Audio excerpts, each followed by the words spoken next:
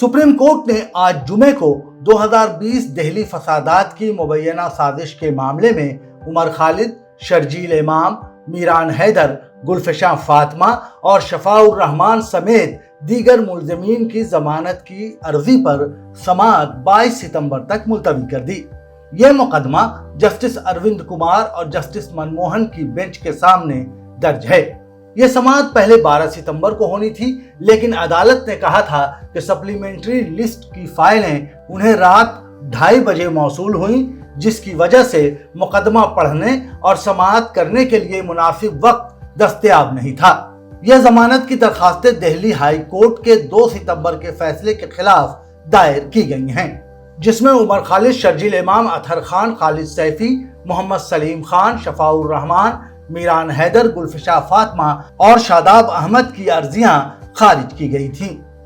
Bureau report, Deccan media.